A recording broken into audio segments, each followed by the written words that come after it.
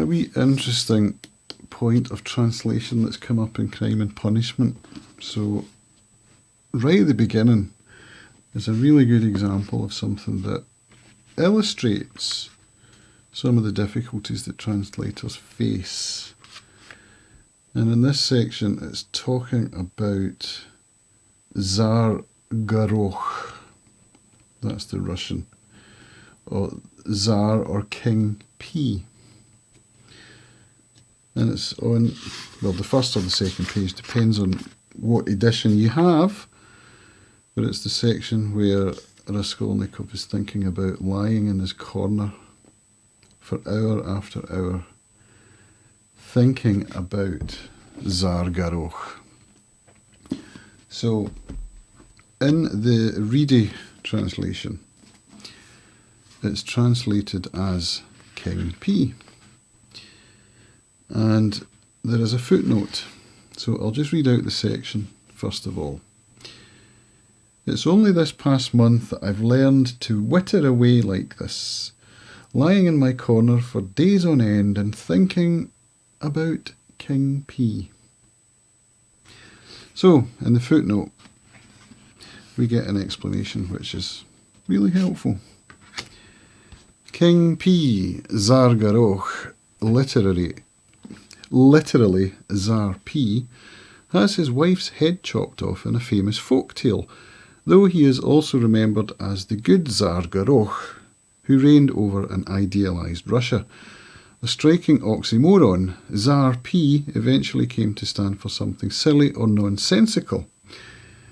And that's taken from research done by S.V. Bielov.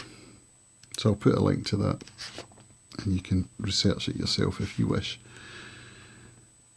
In an article of 1981, Jai L. Rice noted that the very same Tsar Gorokh is a perfect ironic representation of Raskolnikov's grandiosely unbalanced Napoleonic ambition. And that essay is taken from Who Was Dostoevsky? So that's an explanation, and he's the only translator of the 7 who has translated that literally. Let's have a look at how some of the others have rendered it. David Macduff. It's during this past month that I've picked up this habit of rambling, lying on my back for whole days and nights on end in my room and thinking about Cloud Cuckoo Land. Roger Cockrell, the most recent translation. During this last month, I've learned to chatter away to myself, lying in my little hole for days on end and thinking, living in Cloud Cuckoo Land. So that's 2 Cloud Cuckoo Lands. Michael Katz. I'm not doing anything, and it's in the last month I've learned to prattle, lying for days and nights in my corner, thinking about Once Upon a Time. So that's quite a different translation. Pasternak Slater. It's over this past month that I've learned to chatter, spending whole days on end lying on my bed in that corner and thinking about Jack and the Beanstalk. That's quite different. He also has a footnote where he says, Jack and the Beanstalk. The Russian is Tsar Gorokh, literally Tsar P, a colloquial expression for time immemorial.